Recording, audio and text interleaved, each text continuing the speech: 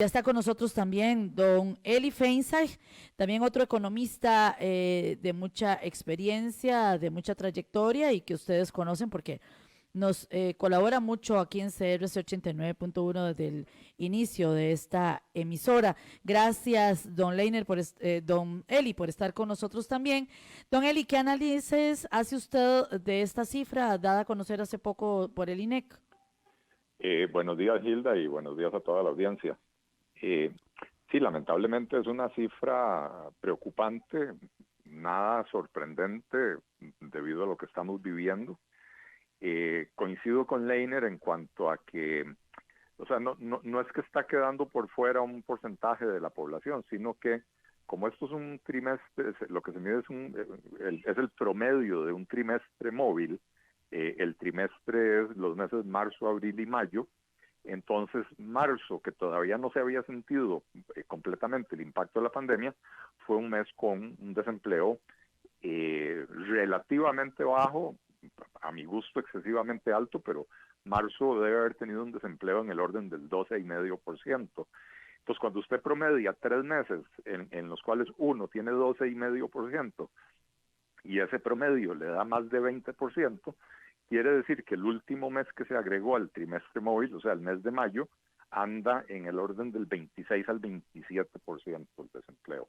Si uno ve solo el mes de mayo, ¿verdad? Uh-huh. Y por otro lado, bueno, el reporte de INEC viene lleno de malas noticias por todas partes, ¿verdad? El desempleo afecta muchísimo más a las mujeres, 26% de desempleo promedio para el trimestre versus 16,3% para los hombres. También, y esto agrava la situación, una cantidad muy importante de personas salen de la fuerza laboral, y eso quiere decir que personas que estuvieron trabajando o buscando trabajo dejaron de trabajar y dejaron de buscar trabajo, y por lo tanto estadísticamente no se consideran desempleados. O sea, para que INEC lo cuente a uno como desempleado, uno tiene que estar buscando activamente el trabajo, ¿verdad? Entonces, cuando la gente deja de esa búsqueda activa, se sale de las estadísticas. Pero sí se puede ver que hay una disminución en lo que se llama la tasa neta de participación de 4 puntos porcentuales, 4,1 puntos porcentuales, y esa es una señal de que ese 4% o 4,1% de la población es gente que también se quedó sin trabajo, pero que por no estar buscándolo activamente en ese momento tampoco se cuentan como desempleados, ¿verdad? Uh-huh. Pero la realidad es que sí lo son. Ahora, don Eli Feinstein, ¿qué hacer ante esta situación? Es un golpe económico que está generando toda esta pandemia del coronavirus. ¿Se están tomando las medidas a nivel gubernamental, a nivel del Estado, para poder contrarrestar, sopesar este impacto? No, definitivamente no, Gilda, no se están tomando las medidas. Y aquí tenemos que hablar de dos tipos de medidas, ¿verdad? Uno es lo que tiene que ver con la pandemia y la forma de combatir o tratar de prevenir el contagio, que tiene un impacto negativo en la actividad económica y tiene un impacto negativo en el empleo, ¿verdad? Pero eso es algo que no podemos quitarnos de encima. De momento, las recomendaciones de los expertos a nivel mundial son, si le crece la curva de contagios, mande a la gente para la casa, cierre actividades donde la gente se reúne, etcétera. Bueno, eso tiene un impacto negativo. Pero hay otro nivel en el que el gobierno podría estar actuando y no lo ha hecho. ¿Cuántos anuncios ha hecho este gobierno de que va a anunciar medidas de reactivación económica para que al final de cuentas los anuncios que hacen son realmente sin mayor importancia, ¿verdad? El año pasado habían declarado, si no me equivoco, el mes de junio, el mes de la reactivación económica y de un par de cadenas del presidente de la República no pasamos. El domingo recién pasado también con bombos y platillos anunciaron que el presidente iba a anunciar la ruta económica, y lo único que hizo fue anunciar más endeudamiento, un pequeño recorte del gasto público que está bien, va en la dirección correcta, pero no es suficiente, ¿verdad? Pero las medidas necesarias para permitirle a las empresas ser más eficientes, para tener menores costos de producción, etcétera, son conocidas desde hace mucho y no se están adoptando. ¿Qué es lo que hay Tenemos, que hacer, don Eli? Porque, digamos, uno lee que los economistas dicen, bueno, pero es que no se está haciendo, ¿no? ¿Qué es lo que hay que hacer? Por lo menos tres cosas importantes que hay que hacer, don Eli. bueno, es que tres cosas importantes implican decenas de cosas más. Ujú. Eh, Pero como para que sí, nosotros los que no sabemos de economía lo entendamos. sí. Mire, solo viendo el informe que rindió ayer la OCDE con respecto a la situación de la economía de Costa Rica. Y lo primero que dicen es, Costa Rica es un país caro y poco competitivo porque hay muchas barreras, muchos impedimentos a la competencia efectiva en los mercados.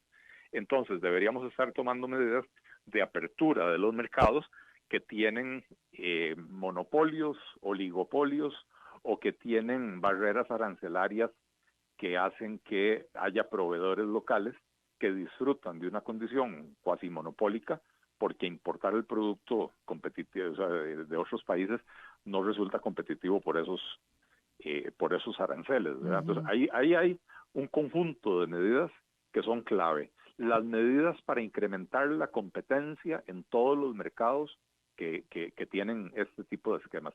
Y ojo, Hilda y oyentes, son mercados clave en Costa Rica, mercados que afectan a muchos otros mercados donde tal vez hay más competencia, pero que por ser proveedores de insumos para otros, entonces esa falta de competencia termina reduciéndose en mayores costos para los demás. Estamos hablando de monopolio en la electricidad, monopolio en la importación del combustible. Estamos hablando de un mercado bancario que aunque tiene competencia, no es una competencia muy efectiva porque los bancos estatales siguen siendo excesivamente grandes en comparación con el tamaño del mercado, grandes e ineficientes, lo cual se traduce en tasas de interés más altas. Estamos hablando del mercado de seguros, donde el Estado, una vez más, por medio de su empresa, tiene un dominio del 60 o más por ciento de ese mercado, y entonces la competencia no logra terminar de rendir los frutos. Pero también estamos hablando, Gilda, de productos de la canasta básica. Estamos hablando del arroz, estamos hablando del pollo, estamos hablando del azúcar, y estamos hablando de los lácteos.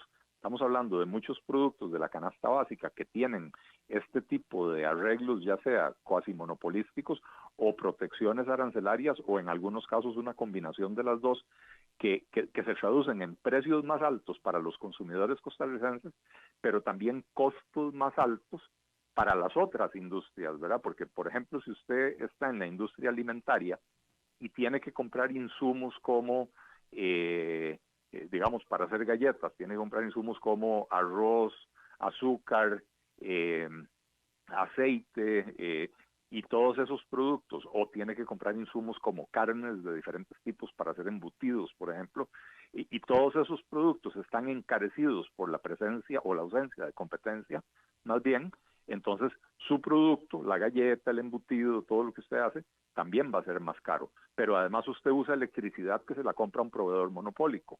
Además usted necesita transportar sus productos en camiones que usan combustibles que se los da un proveedor monopólico. Eh, y así por el estilo, usted necesita financiar su operación y termina yendo a un mercado bancario donde las tasas de interés son excesivamente altas. Claro. Entonces, creo que ahí hay una, un conjunto de medidas, todos en la misma dirección. Lo está diciendo la OCDE, lo venimos diciendo muchos economistas desde hace mucho tiempo, pero ahí hay un conjunto de medidas que por ahí podemos empezar, que no es suficiente y que faltan otras cosas, pero esto es de vital importancia.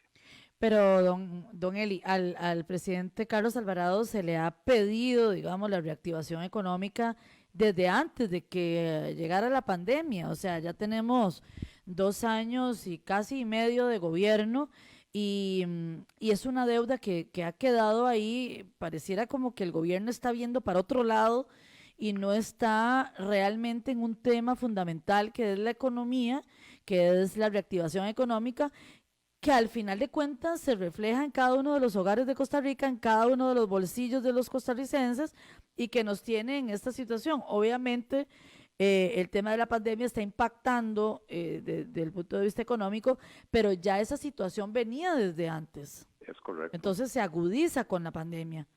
Eso es, la pandemia viene a agravar problemas que ya veníamos arrastrando desde antes. La OCDE, esta no es la primera vez que dicen esto acerca de la falta de competencia en los principales mercados de Costa Rica. Por lo menos que yo recuerde, desde el 2016, desde el informe del 2016 sobre la economía de Costa Rica, ya venían haciendo esas observaciones, ¿verdad? Y dejamos pasar 4 años mientras estábamos en una situación relativamente buena, porque claro, cuando no hay presión, no hay por qué correr para arreglar las cosas. Y ahora con el agua al pescuezo, se dificulta mucho tomar las decisiones, pero va a haber que tomarlas, ¿verdad? Pero ciertamente, a ver, este gobierno, el tema de la reactivación económica lo ha convertido en una charanga, lo ha convertido en objeto de anuncios vacíos, de creación de expectativas. Insisto, el año pasado declararon, no recuerdo si fue el mes de junio, el mes de julio, el mes de la reactivación económica y nada sucedió. El año anterior también estaban hablando de la reforma fiscal, pero decían que terminando con la reforma fiscal iban a anunciar las medidas de reactivación económica, tampoco sucedió. Para el 1 de mayo, para el discurso presidencial, anunciaron que el presidente iba a hacer grandes anuncios sobre la reactivación económica y el rumbo de la economía, y bueno, fue un discurso absolutamente vacío de contenido, muy rico en las formas, pero muy pobre en los contenidos, ¿verdad? E insisto, una vez más, el domingo pasado, cadena nacional de televisión y radio, anuncio del presidente, y lo que anunció fue un refrito de cosas que ya sabíamos, que ya habían anunciado en el pasado, y no hay una ruta económica clara. Lamentablemente, Gilda, es un gobierno que no escucha, y ahora dieron un paso más, ya no solo no escuchan, sino que a quienes nos atrevemos a criticar y a discrepar, nos tratan de encasillar como personas que estamos haciendo campaña política, que estamos haciendo vitrina, en vez de tomar las ideas, porque una persona como yo critico, pero también ahí hay en el récord público un montón de artículos con propuestas de cosas que podemos hacer, que las pongo ahí para que las tome quien quiera, ¿verdad? Y sin embargo, esa es la respuesta que se obtiene. Sí, porque ahora lo que dicen es que todos ustedes están en campaña política y que cualquier comentario, crítica que se haga es para una intención política y no una intención país, ¿verdad? Entonces campaña ahí política ya no, se cierran no todas las haciendo, puertas. Campaña política no estamos haciendo quienes estamos confinados en nuestras casas. Campaña política están haciendo quienes van y hacen giras y se toman fotos con los guardas en la frontera, y se toman fotos inaugurando carreteras, y se toman fotos en el aeropuerto adentro del avión donde venían las mascarillas chinas que no sirven para nada, pero se toman las fotos como si estuvieran ellos trabajando para bajar la carga del avión, ¿verdad? Campaña política, esa es la que están haciendo, ¿verdad? Ahora, yo creo que el pueblo es muy inteligente y se da cuenta de eso, don Eli. Dice don Stuart Monge que el 20% de desempleo, más él calcula un 15% de subempleo, es decir, 35% de familias con problemas, y que eso ya sería gravísimo, más 35, o sea, que un 45% más o menos de gente con problemas de empleo. Y nos dice que son 6 años y medio de gobierno, no 2 años y medio. Bueno, si sumamos cuántos años ha estado el PAC en Zapote, efectivamente son 6 años y medio. Así es. El subempleo, 17,6%. Y ¿cómo se llama? Y agreguémosle a eso el problema de la informalidad, ¿verdad? Porque antes de la pandemia, el 47% de las personas que sí tenían trabajo, tenían un trabajo informal. y me imagino, bueno, eso podrá cambiar con la pandemia, aunque no han dado los datos, pero yo asumo que muchos de los informales, o sea, que el sector informal probablemente es hasta más golpeado por la pandemia, ¿verdad? Porque hay mucha de esta gente que trabaja vendiendo frutas en la Avenida Segunda y ese tipo de cosas, ¿a quién le venden ahora si la gente se está quedando en la casa, verdad? Pero sí, Costa Rica arrastra problemas gravísimos de empleo.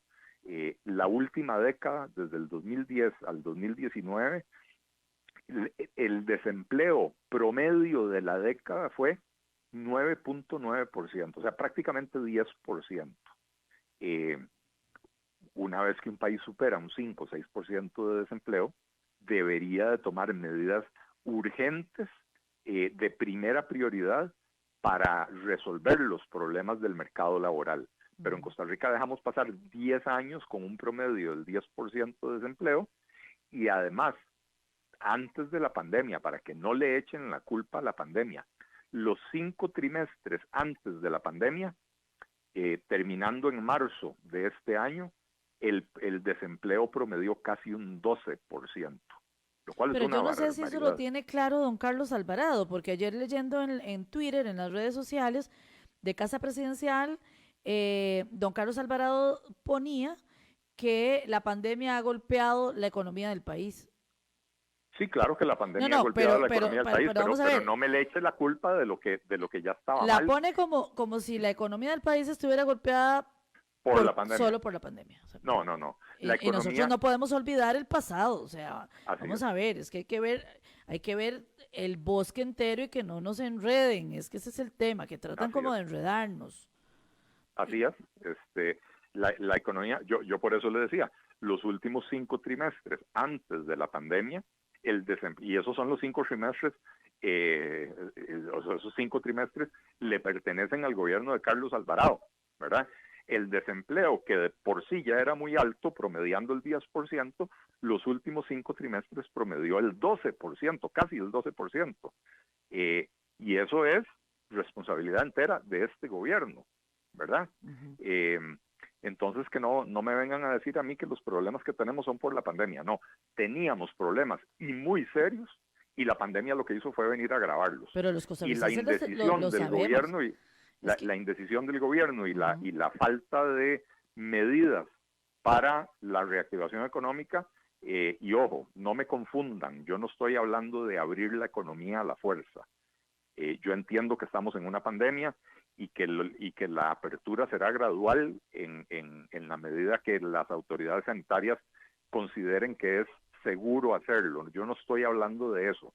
Estoy hablando de que tenemos que aprovechar este tiempo de crisis para quitar el montón de obstáculos que existen en Costa Rica para la actividad económica privada, el montón de obstáculos que existen en Costa Rica para el emprendimiento, el montón de obstáculos que existen en Costa Rica para los trabajadores independientes, el montón de obstáculos que existen en Costa Rica para las empresas, que al final de cuentas las grandes empresas de este país son solo el 2,5% de todas las empresas del país, pero contratan a más del 60% de la fuerza laboral, ¿verdad? Entonces, no podemos seguir castigándolas y tratándolas como que si no fueran importantes. gracias ¿verdad? a don Eli Feinstein por estar con nosotros en La Lupa. Vamos a ir a una pausa comercial y ya regresamos porque tenemos a más analistas hoy con este dato recién salido del horno. El INEC anuncia que el desempleo del país llega al 20,1% después de tenerlo en 12% antes de la pandemia. Ya volvemos.